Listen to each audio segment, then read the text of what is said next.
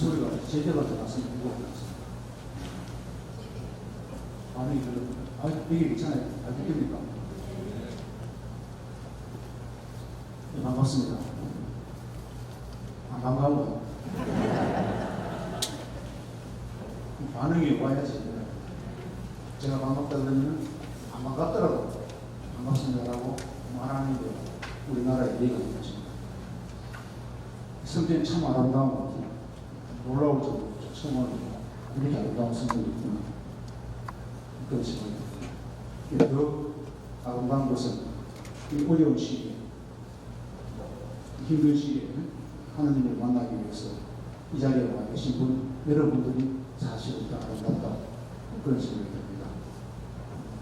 마음을 보면 삶이 힘든데 이렇게 만나뵙기 위해서 참 반갑습니다.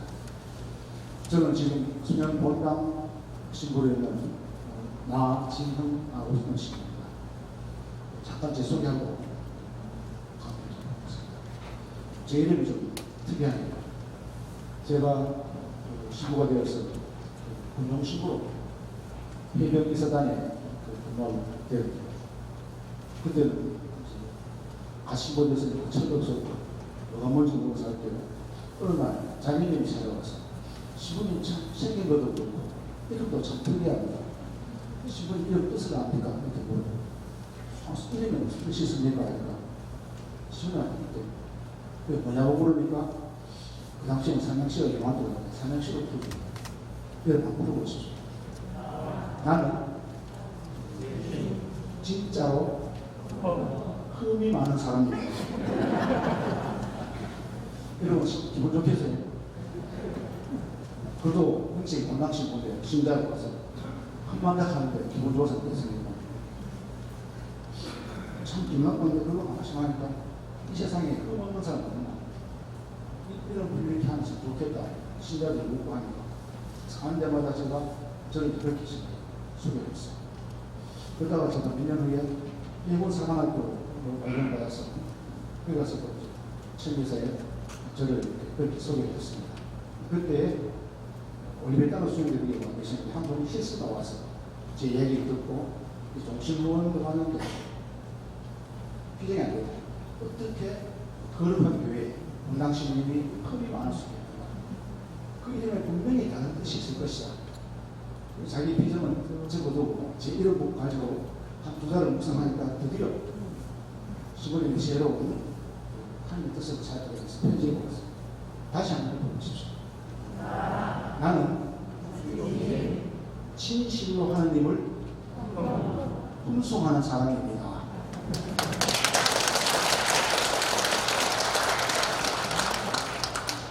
제 기분을 느꼈어요.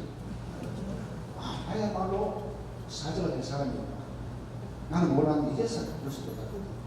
흠 많다고 했을 때는 기분 나빴어. 근데 수녀 변제하고 내가 정말 거룩한 사제로 더 열심히 살아야 돼.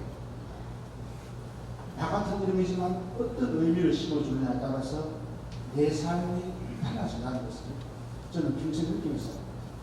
아마도 제가 그 수녀 변제를 못 받았으면 아직도 흠 많은 신자들하고 늘 싸우고 신앙 쫓겨가고 그런 식으로 살았어요.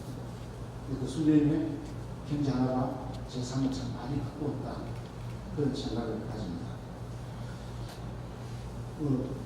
방금 들어가기 전에 재밌는 이야기 하나 하고 들어가고 싶어요. 그는 수도원에 앵무새가 하나 있습니다.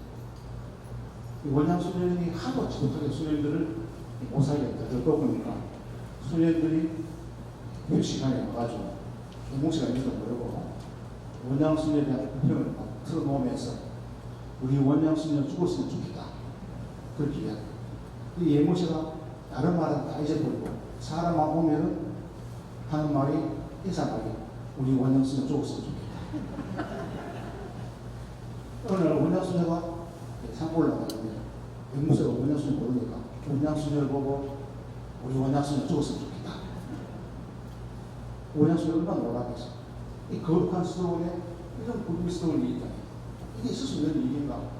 분노가 치솟았지만 그렇다고 앵무새를 죽였습니다. 어떻게 했나?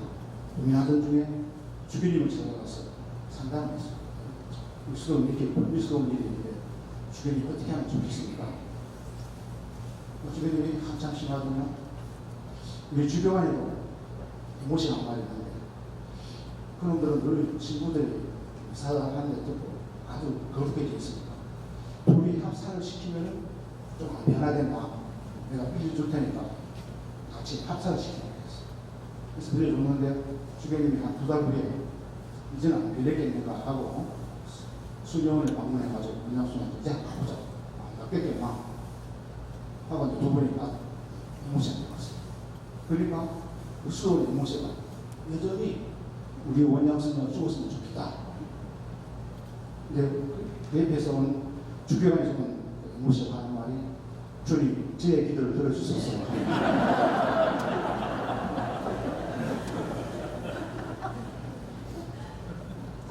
변화하다니 어렵습니다. 한번 배우면 그렇게 쉽게 잘 안 돼요.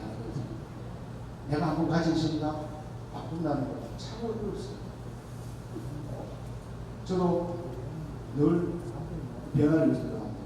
큰 많은 사람이 아니고 진짜 진실한 하나님의 자녀로 살기 위해서 말대로 치는데 돌아보면 변하지 않고 옛날에 큰 많은 나로 가면서 참 많다. 그런 생각을 가집니다. 지금 우리는 대림절을 지내고 있는데요. 대림절의 주제는 깨어서 기다리는 거죠. 오시는 주님을 맞이하기 위해서 우리가 깨어있어야 된다. 깨어있다는 말 우리는 자주 듣는데 정말 우리가 어떻게 사는 것이 깨어있는 것인가, 어떤 삶이 깨어있는 삶인가 생각해봐야 잡히거든요. 그래서 오늘 깨어있는 것에 대해서 좀 생각해보고 싶습니다. 깨어있는 것은 잠자지 않는 것을 얘기하지 않습니다. 살면서 안 자고 살 수 없습니다. 우리는 늘 깨어있어. 어쩌면 잠자는 순간에도 깨어있는 삶을 살아야 됩니다. 그 말입니다. 깨어있다는 것은 움직인다는 거죠. 가만히 모는 것이 아니라 변화. 여기서 저기로 나아간다. 예수님께서 깨어있으라 했을 때 우리에게 말하신 것이 무엇이냐? 머물지 마라. 그냥 지금에서 만족하지 마라. 뭔가 새로운 것을 찾아라. 그걸 얘기하는 겁니다.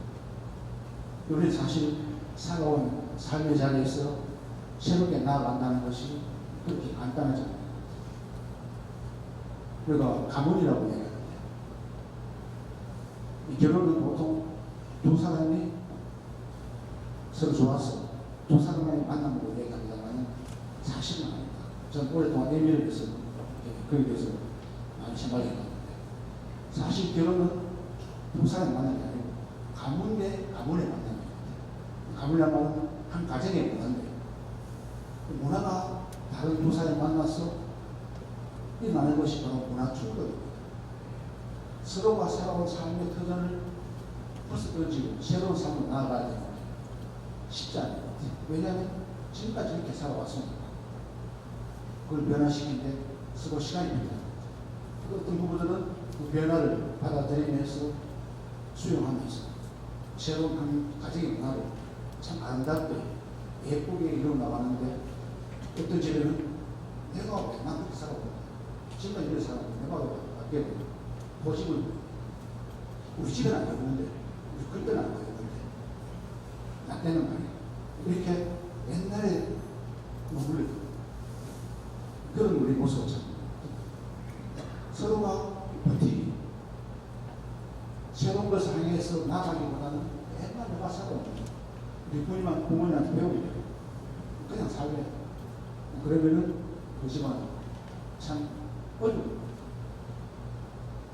한정이 돼 살아가지만 안 남쳐. 눈 뜨면 반가운 것이 아니라 오늘 하루 어떻게 살 것인가 힘들어하는 그런 모습이죠. 여러분들이 자녀들을 결혼시킬 때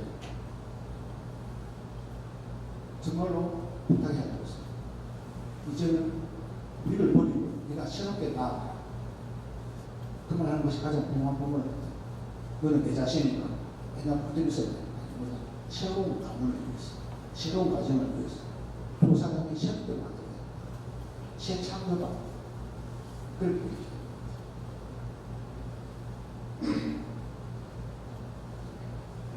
사실 지금 우리나라는 참 어려운 환경 속에서도 대단히 발전했습니다. 나오나가 와서 얘기했다고 하는데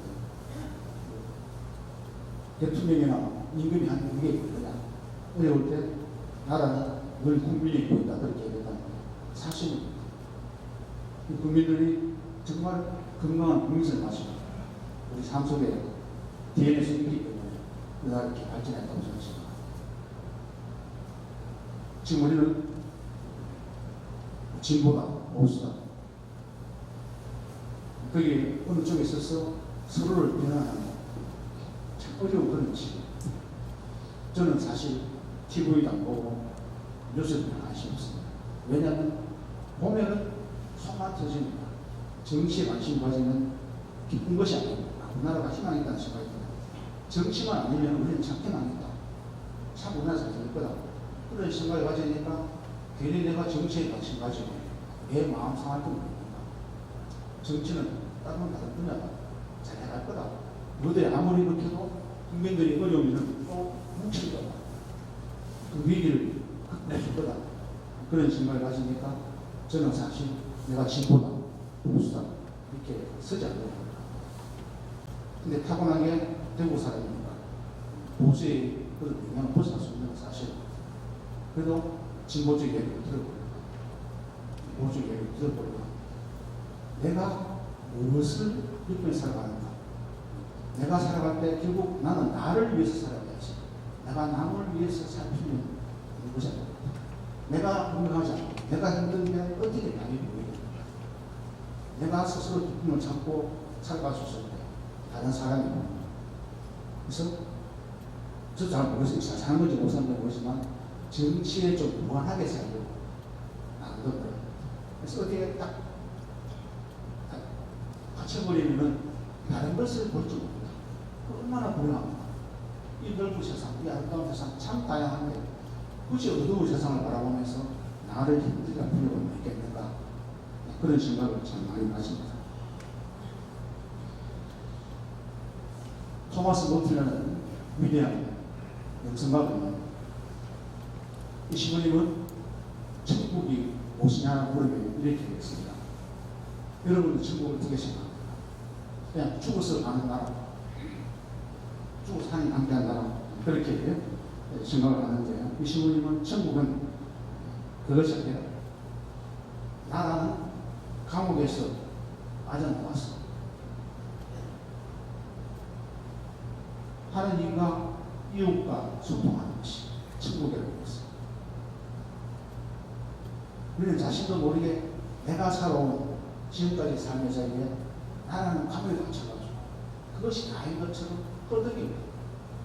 다른 것을 받아들이기보다는 안에서 그냥 편안하니까 안주해버리고 변화보다는 그냥 살아온 대로 지금까지 살아온 대로 살면 되니까 그게 변하니까 변화는 움직이면 힘드니까 그냥 머물러 보시고 그런 식으로 생각하는 거죠.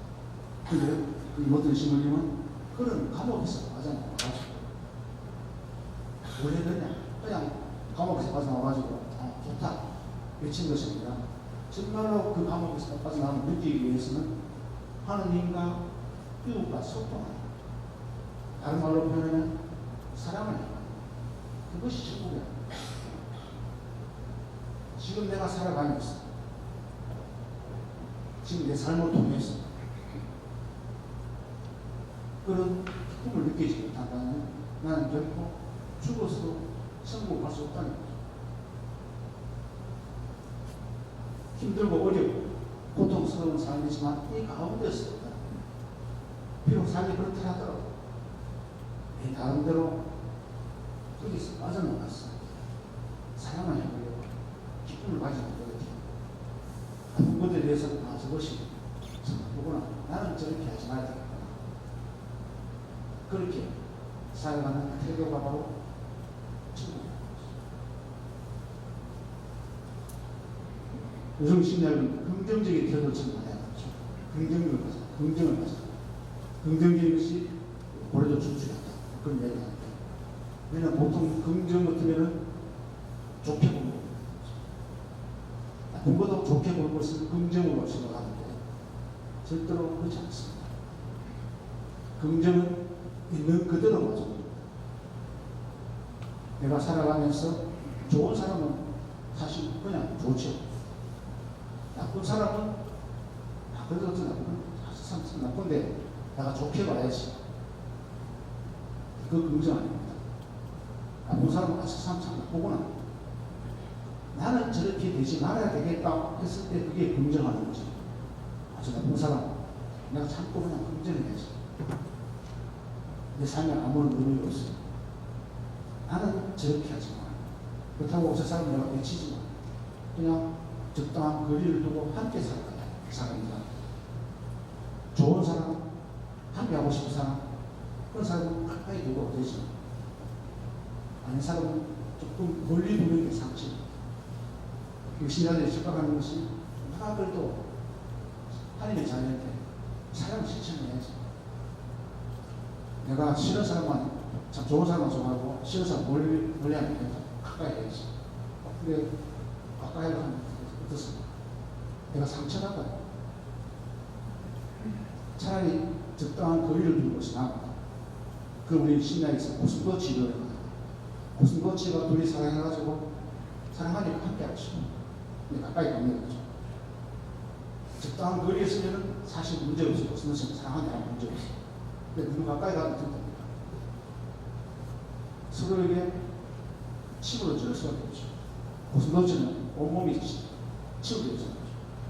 적당한 거리를 두고 살아가야 되는데 사람은 그냥 맹목적으로 함께 어쩌면은 나쁜 사람이 나가다 하고 적당한 거리를 두면서 또 내가 신앙이니까 기도해 주면서 예치지 않고 그 사람을 위해서 기도해 줘. 저 사람은 나하고 양큼 거리를 둬야 살아야겠구나 하고 살아가면 내 마음이 제가 근데 나쁜 사람은 좋게 보려고 하니까 그건 아닌데 그게 나쁜데 어떻게 좋게 보냐 그게 문제는 아니다. 그래서 살아가면서 정말 지혜롭게 어떻게 살아가야 할 것인가 늘 깨어있어야 됩니다. 그런 생각을 하면서 내 삶에서 내가 기분 나쁘고 내가 힘들고 내가 고통스러워 내가 들어올 때 왜 그런가 무엇 때문인가 나름대로 생각을 하고 우리를 찾아보고 그것을 해결하기 위해서 공부되고 아니면 상담도 되고 교회에서 그런 몸부림칠 때 그게 유난히 내가 긍정적으로 나아갈 수 있는 그래도 신앙이 닿게 나아갈 수 있는 그런 삶이 되는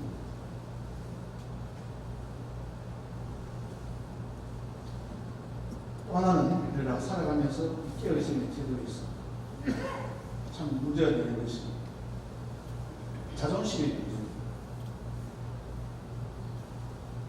이 자존심이 뭡니까? 남한테 굽히지 않고 자신의 품위를 스스로 지키는 마음을 그리는 자존심입니다. 자존심 상황에 살아가서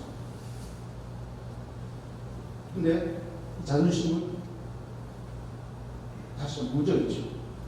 나를 지키기 위해서 외부 사람하고 방을 해요.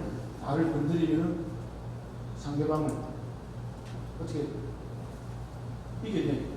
그러다 보면 다툼이 생기고 이 자존심 때문에 다른 사람들하고 관계에서 불편해질 수가 있습니다. 그러다 보니까 새로운 단어를 하나 만듭니다. 자존감. 이 단어가 제가 그렇게 문제적인 모르겠는데 저희들 그때는 자존감이라는 단어가 없었습니다. 근데 요즘은 자존감이라는 단어를 많이 쓰고 있습니다. 자존심과 자존감의 차이가 뭡니까?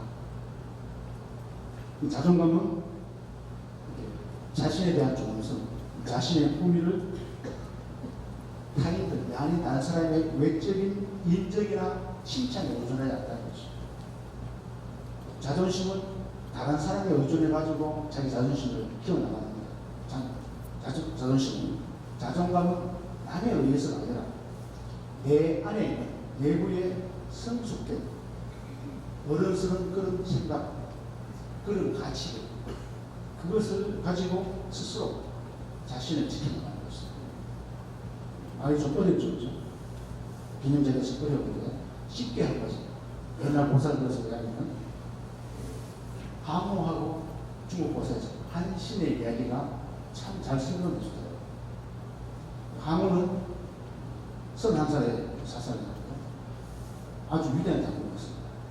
1억을 사와서 69번을 이기고 마지막 패배를 했는데 그 패배에 자존심이 상해가지고 내가 지단이 아니구나. 자기 고향 초나라 앞에서 스스로 당대 가장 아름다운 부인을 죽이고 스스로 자살합니다. 딱 한 번 실패해요. 근데 한신한 사람은 초나라 사람인데 상계 출신이에요. 사실 출사중산인데 어려서부터 기계가 좀 뛰어나서 칼을 차가면서 나름대로 이렇게 진화했습니다. 어느 날 동네 불량배를 만나는데 동네 불량배가 그랬습니다. 나하고 한판 떠든지 싫으면은 내 사탕을 밑으로 기어가든지 둘 중에 선택해야 되겠습니다. 이 한신은 그 동네 불량배가 있습니다. 내가 싸우면 너를 이길 수 있지만 나를 위해서 내가 너 사탕을 기어가겠다 하고 지나갔습니다. 사람들은 한신을 사타구니 그 사람을 해갔는데 이 한신이 처음에는 항우한테 가서 부활을 써달라고 거절당하고 유방한테 갔어요. 부활을 써달라고 갖고 둘이 합쳐가지고 다시 항우를 이기죠. 그래서 천안통일하고 난 뒤에 유방이 한신을 자기 고향 주나라에 임금으로 모집했어요. 그래서 임금으로 와서 제일 먼저 한 것이 그 젊은 시절에 자기에게 사탕을 기게 그 불량을 찾아냈어요. 그 불량의 한 말이 뭐냐면 내가 그때 나한테 얘기했다. 내가 나를 위해서 그 사탕을 밑으로 끼어간다는데 만약 그때 내가 그 분을 참지 못하고 너를 죽였으면 나는 평생 살인자로 도망가는 신세였는데 내가 참았기 때문에 그리고 후회했기 때문에 지금 내가 임금을 잡을 수 있고 너를 다시 만날 수 있어. 그렇게 얘기했어요. 자존감과 자존심 좀 이해가 됩니까? 자존감 있는 사람은 누가 뭐라 그래도 스스로 내 내부에 성숙된 사고 가치로 나를 이겨낼 수 있는. 근데 자존심 있는 사람들은 누가 뭐라 그러면 그에 대해서 굉장히 민감하게 반응한다는 거죠. 그리고 많은 경우에 자존심 때문에 방치, 특히 부부 싸움에 보면 아주 약한 자존심 많이 싸우시죠. 정말 아무것도 아닌 것, 정말로 큰 문제는 우리가 싸웁니다. 제가 이렇게 얘기해보니까 부부간에 정말로 이거 문제는 서로 마음을 모아. 아주 사소한 것, 아무것도 아닌 것에 자존심 문제, 마치 아주 그것이 정치의 문제, 착각하고 있어요. 그래서 가정에 많은 문제, 부부간에 문제가 있는 이 자존감이 있는 분, 그런 거 별로 무시하지 않고, 내가 좀 무시도 안 하고, 안 되지. 저 사람이 나를 무시한다 하더라도 나는 안 무시하고, 내 안에 있는 하나님, 나를 지켜주신 하나님, 함께 하는데, 나를 어떻게 할 수 없다. 네가 나를 죽일 수 있어. 나를 어떻게 할 수 없다. 이게 마음의 상처 줄 수 없다. 우리 상처는 남에 의해서 받는 거라고 생각하지만 사실은 아닙니다. 그 사람 때문에 내가 만든 상처가 내 몸 전체를 가지고 있는데 우리는 사람들이 나한테 있는 맺힌 한이 마치 난이 딴 사람 때문에 생긴 것처럼 착각하는 거죠. 자존심, 자존감 문제 여러분 잘 생각하면 살아가는데 참말로 현명하게 살아갈 수 있습니다. 이거 누가 뭔지 모르겠다. 나는 그냥 대대로 살아간다. 살아갈 수 있습니다. 아무 생각 없이 살아갈 수 있습니다. 그다음 한백제 사업니다. 우리 중에도 만족을 알 수 있어. 그렇지만 첫 번째 내가 왜 사는지, 뭐 때문에 사는지, 힘들어도 왜 힘들지, 그런 문제를 조금 생각하면 내가 힘든 것이 왜 힘들었는가, 어려운 것이 왜 어려운가, 좀 마음으로 받아들이고 풀어나가서 그것이 바로 하나님께서 말씀하시는, 예수님께서 말씀하시는 깨어있는 그런 삶의 자세. 그냥 눈떠만 있는 것을 깨는 것은 그렇게 생각하는 것은 새롭겠다.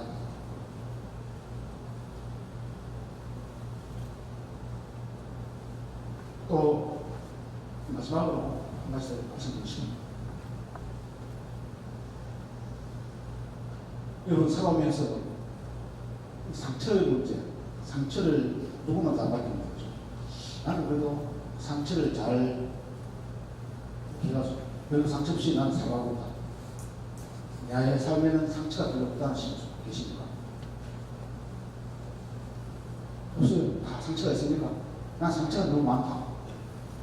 난 온통 내 삶은 상처 투성이다. 이것도 아니고 저것도 아니고. 근데 사실 신부인 저도 돌아보면 상처가 참 많아요.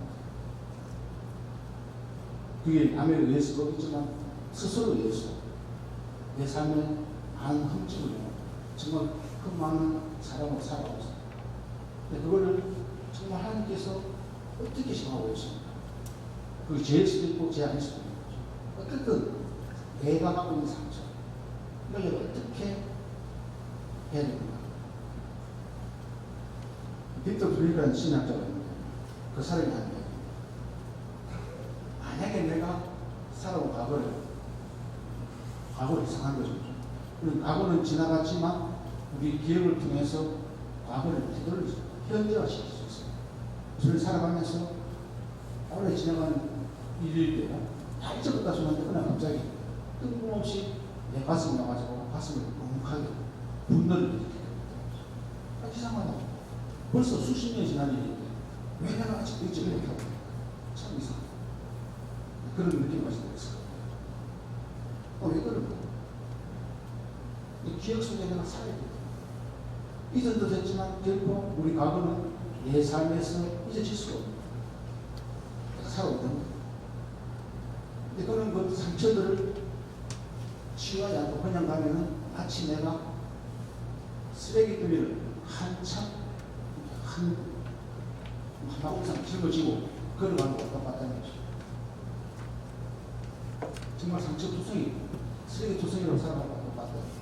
근데 그 상처를 그 과거의 기억을 통해서 만약에 있다면 다시 한번 생각해 봐야 거죠.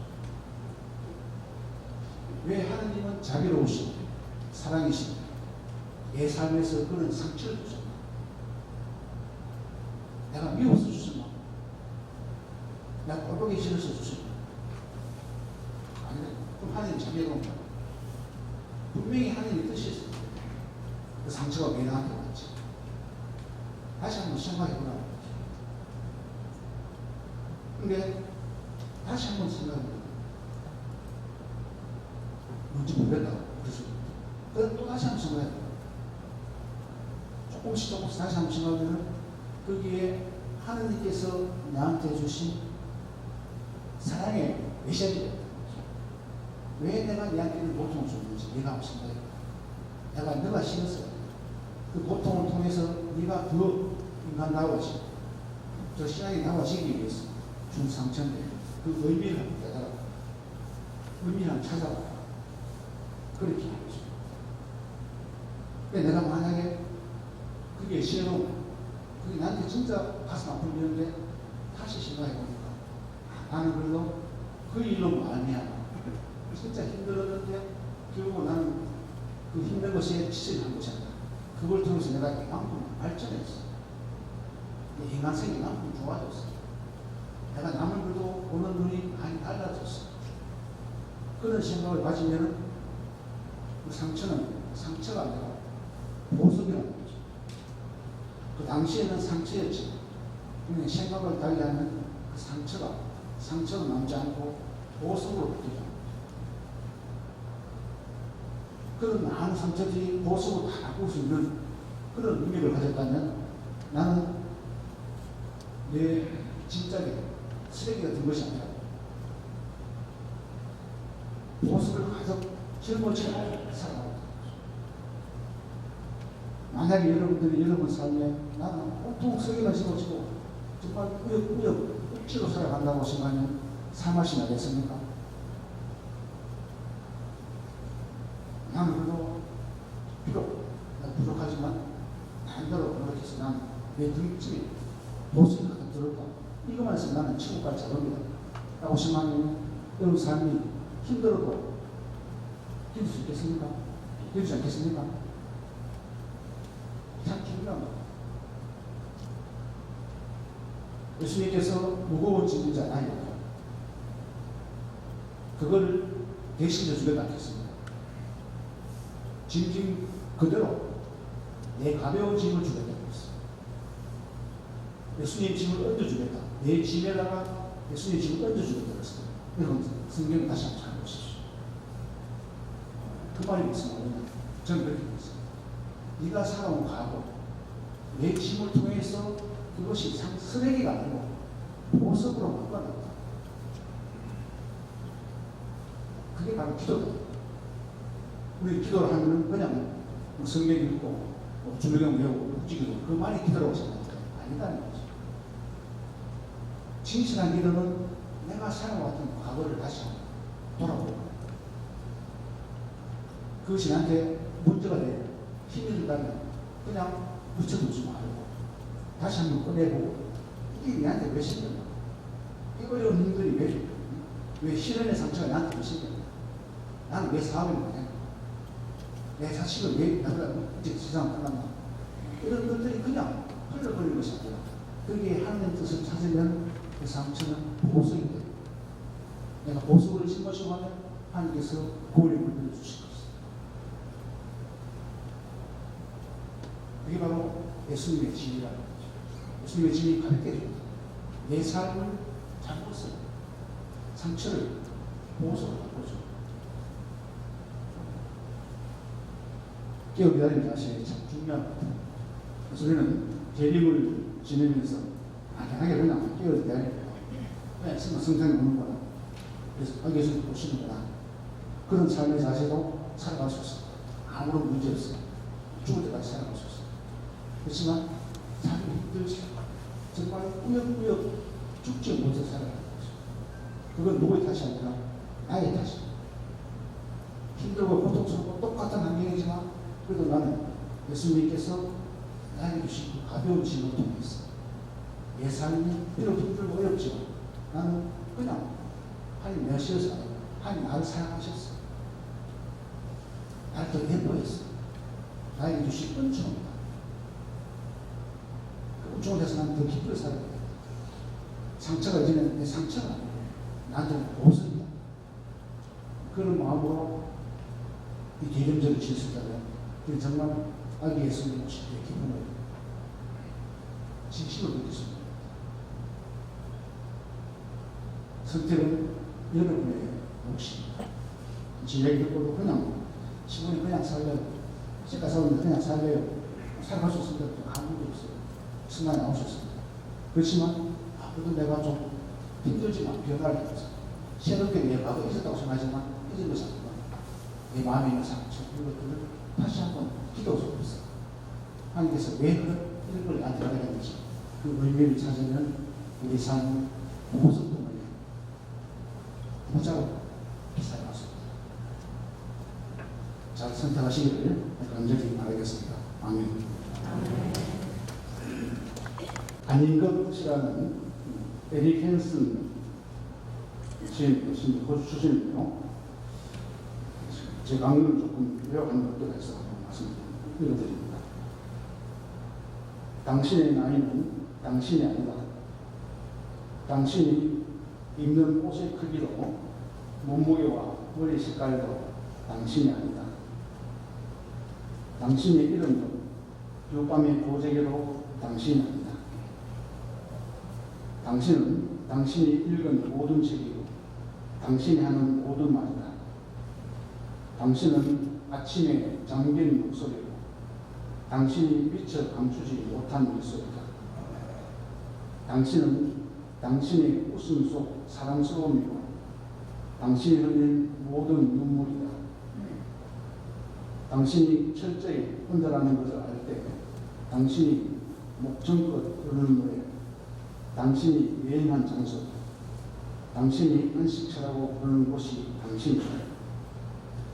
당신은 당신이 죽는 것들이고, 당신이 사랑하는 사람들이며, 당신 방에 걸린 사진들이고, 당신이 꿈꾸는 미래이다.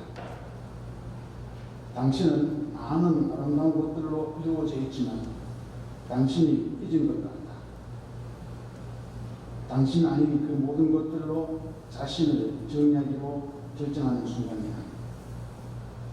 우리는 살아가면서 내가 아닌 것이 마치 나의 것처럼 착각하고 살아간다는 이야기입니다. 그 일을 간절히 바랍니다.